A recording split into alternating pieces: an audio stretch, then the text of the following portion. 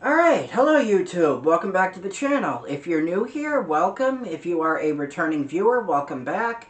And today I'm going to be reviewing The Punisher One Last Kill, the special presentation from Marvel Studios. Now, Marvel has actually done one of these in the past. Actually, they did two. They did a Guardians of the Galaxy one, and they did Werewolf by Night, which came out a few years ago on Halloween, I believe. Um, yeah, so this is just under an hour. I'd say it's like 50 minutes long, without credits. Um, so it's a little just under an hour, and it sees Jon Bernthal, return as the Punisher, as Frank Castle, and um, this focuses on a grieving and broken Frank Castle. He is still he's having severe, PTSD, visions, PTSD, hallucinations of his family, specifically, his wife, his son, um, and his daughter. And this really focuses on Frank Castle trying to move on, trying to live his life without, trying to live his life, without revenge. Without revenge as like the main, focus of his life. Basically, trying not to let revenge drive him.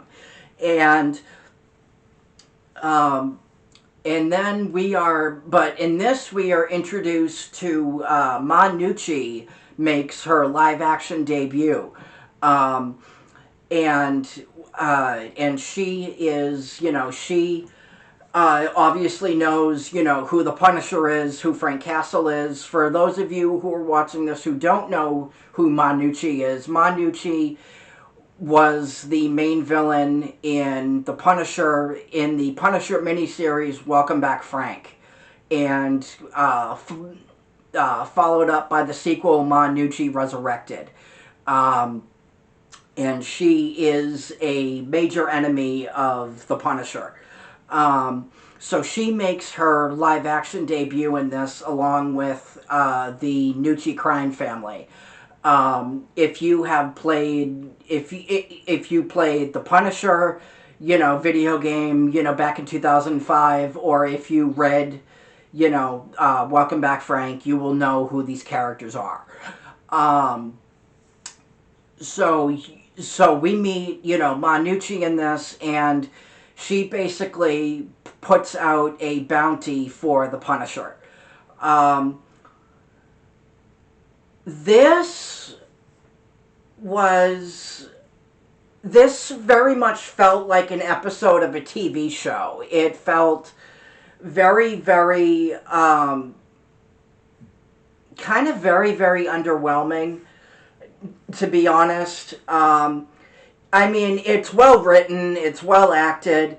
Jon Bernthal, obviously, steps right into, is able to step, right back, into the role of the Punisher as if nothing happened. Um, but, it's just, they're trying to tell a story in such an incredibly short amount of time. I mean, I know this is a one shot. It's supposed to be, like a one and done, type of thing. But it just, but, by the time this ended, um, I was like, really? That's it? And how this ends, this isn't really a spoiler because they showed this in the trailer, but how this ends is, Frank Castle, finally coming back, as the Punisher, and he kills a criminal, that is harassing this, this homeless guy. Um, and, one of the things that, and, and again, I know this is a one shot, but it felt very, very kind of like undercooked, if you want to call it. Um, I mean, it definitely doesn't hold back on the action. Like, if you are looking, for full out, like Punisher action where you just want to see, Frank Castle, do his thing and just, like brutally, murder people and just, over the top violence and gore and, all this other stuff, then, in that regard, in that regard, this is very much, well worth your time if that's the kind of stuff, that you want to see. But me, as a Punisher fan, having seen, all the previous, Punisher adaptations and having read, some of the comics, this just really felt kind of rushed and just really, really undercooked. Again, it felt like an episode of a TV show. It felt very, it felt like an episode of a TV show where it was like setting something up, for a much larger, for a much larger event. And it doesn't really, and it doesn't really pay off. Like one of the things, like when they introduced him in season 2 of Daredevil, like that was amazing. That was, and one of the things that I really, really loved about, his time on Daredevil was you really got, though the difference between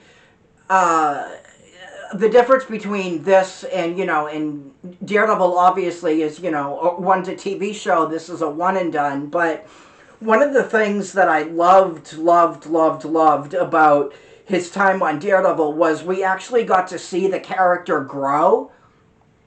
We actually got to see just how broken, Frank Castle was. And not to mention, people were already calling him the Punisher. Even though season 2 of Daredevil was, obviously the origin of the character, people were already calling him the Punisher. And we very much, they didn't hold back with, with the Punisher just, doing his thing. And it was just so beautifully executed in that, in that second season of Daredevil. And, with this, we don't really get to see, much of the Punisher. I mean, we get to see Frank Castle, brutally murdering people, but we don't really get to see much Punisher here. And another thing, it's like, haven't we already seen more than enough of Frank Castle trying to move on? I mean, that's one of the things that, that the Netflix, that the first 2 seasons of The Punisher, show on Netflix focused on. And it's like, it's been done to death at this point. I just want to see, the Punisher, go out there, punishing criminals, protecting the innocent, and, and in this special presentation, we do see some of that, but he's not in costume. So I'm going to give this a 7 out of 10. And just say, if you enjoyed, Jon Bernthal, if you enjoy, Jon Bernthal's Punisher, if you enjoyed the Netflix show, if you enjoyed, his time on Daredevil, I'm going to recommend this. But just give you guys a heads up that there is definitely a lot left to be desired here. And